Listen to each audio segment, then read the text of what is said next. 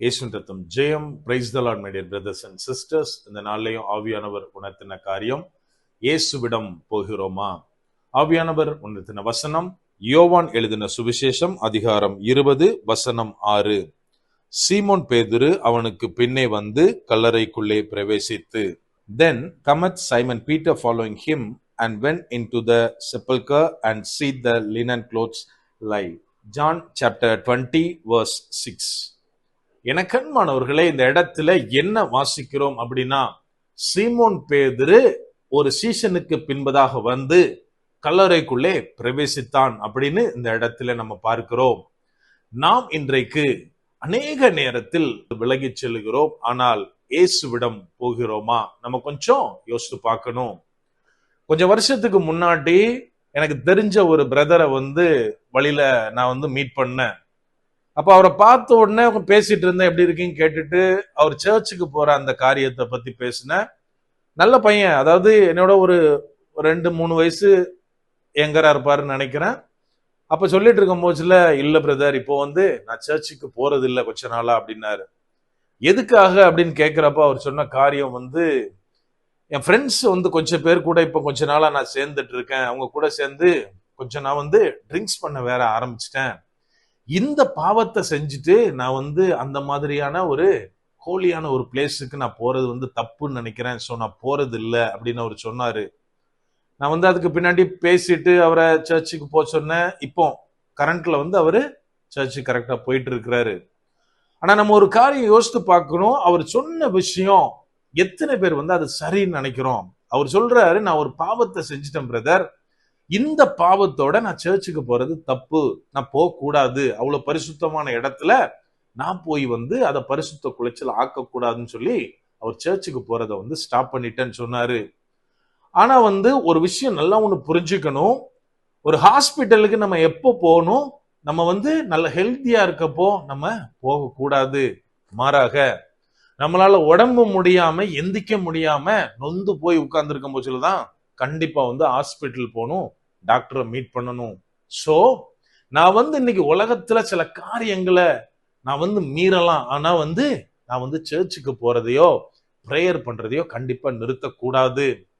இந்த இடத்துல என்ன வாசிக்கிறோம் அப்படின்னா, இயேசு கிறிஸ்துடைய கல்லறை திறந்திருக்கு, அந்த கல் புரட்டப்பட்டிருக்கு அப்படின்னு சில ஸ்திரீகள் பார்த்துட்டு போய் சீஷர்கள் இடத்தில், அதாவது இங்க எழுதப்பட்டுள்ளது சீமோன் பேதுருட்டையும் இயேசுவுக்கு அன்பா இருந்த சீஷனிடத்திலையும் அவங்க போய் சொல்றாங்க. சோ இம்மீடியட்டா 2 பேர் கல்லறையை நோக்கி ஓடுறாங்க. முதலாவது பீட்டர் ஓடுறாரு, 2வது அந்த சீசன் ஓடுறான். மாத்தி மாத்தி அவங்க ஒரு ரேஸ் நடக்கிறத பாக்குறோம். கடைசியா கல்லறை வாசலுக்கு அந்த மற்ற சீசன் தான் முதலாவது வருகிறார். ஆனா கல்லறைக்கு உள்ள போகல. அவர் கல்லறை வாசல்ல ஸ்டாப் ஆயிட்டாரு. ஆனால் பேதுரு அவருக்கு பின்னாடி வர்றாரு. இருந்தாலும் முதலாவதாக கல்லறைக்குள்ள என்டர் ஆகி உள்ள இயேசுவை சுற்றி இருந்த அந்த துணிகளை கிடக்கிறத பாக்குறாரு. இதுல நம்ம ஒரு விஷயம் நல்லா கவனிக்கணும்.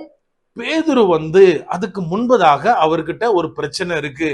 என்ன அப்படின்னா, அது இந்த இன்சிடென்ட் நடக்கிறதுக்கு 3 நாளைக்கு முன்னாடி இயேசு கிறிஸ்து சொல்றாரு, நீ என்ன மறுதலிப்பப்பா, 3 தடவை மறுதலிப்பன்னு வார்னிங் கொடுத்தும் அந்த காரியத்துல பாவம் செய்தவர் தான்.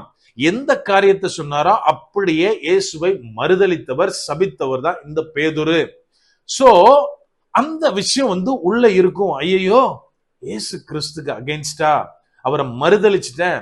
இத்தனை வருஷம் நான் கூட இருந்தாலும் சரி, அவருடைய அற்புதம் அடையாளம் எல்லாத்தையும் பார்த்தாலும் சரி, நான் அவரை சபிச்சுட்டேன்.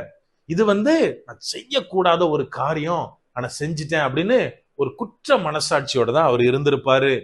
ஆனால் இங்க அந்த ஸ்திரீகள் சொல்றாங்க, ஐயோ கல்லறை வாசல்ல கல்லு இல்ல, உள்ள பாடி இல்லைன்னு சொன்ன உடனே இயேசு கிறிஸ்துவுக்கு என்ன ஆகிவிட்டது அப்படின்ற ஒரு வைராக்கியம், ஒரு அவர் மனசுக்குள்ள ஒரு வாஞ்ச, ஐயோ என் ஆண்டவருக்கு என்ன ஆயிற்று அப்படின்றத பாக்குறதுக்காக எதை பத்தி யோசிக்கல, கல்லறைக்குள்ளே அவர் போனார் அப்படின்னு பார்க்கிறோம். எனக்கு அன்பானவர்களே, இன்னைக்கு நம்ம எத்தனை பேர் இந்த மாதிரி இருக்கிறோம்? இன்னைக்கு உலகம் அநேக காரியங்களில் நம்மளை பாவம் செய்ய தூண்டுது. நாமளும் பலவீனமா இருக்கிற மனுஷர்கள். சோ நிறைய இடத்துல பாவம் செய்தாலும் தேவனிடத்தில் செல்லுகிறோமா? அதுக்காக ஒரு விஷயம் நல்லா புரிஞ்சுக்கணும், பாவம் எந்த விதத்திலும் அக்செப்டபிள் கிடையாது. மாறாக அந்த பாவத்தை என்னுடைய மீறுதலினாலே, என்னுடைய இயலாமையினாலே நான் செஞ்சிட்டாலும் நான் திரும்பவும் இயேசுவிடத்தில் செல்கிறேனா? நம்ம கொஞ்சம் யோசிக்கணும்.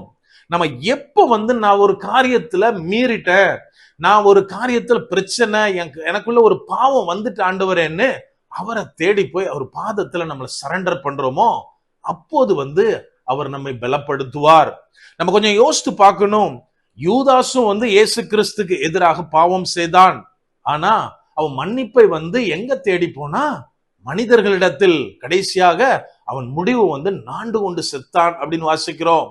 ஆனால் பேதுரு மனம் கசந்து தேவனிடத்தில் அழுதார்.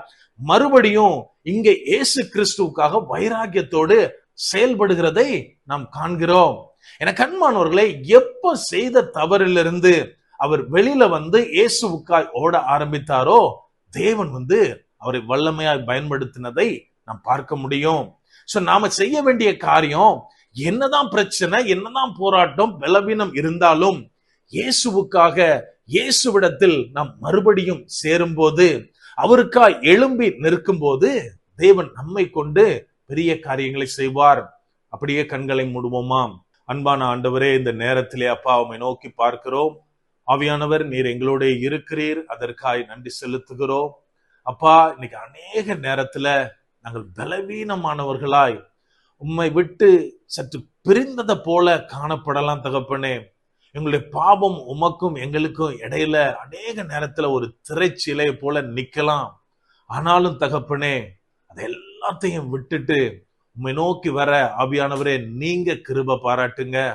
அப்பா, எப்போதும் உங்க சமூகத்துல நாங்கள் தங்கி இளைப்பார ஆவியானவரே நீர் எங்களுக்கு கற்றுத்தாங்க. முற்றிலுமா எங்களை தாழ்த்தி ஒப்பு கொடுக்கிறோம். பலப்படுத்தி ஆசீர்வதிங்க. மீட்பர் இயேசுவின் மூலம் ஜெபிக்கிறோம். ஜெபம் கேளும் எங்கள் நல்ல பிதாவே. ஆமென். God bless.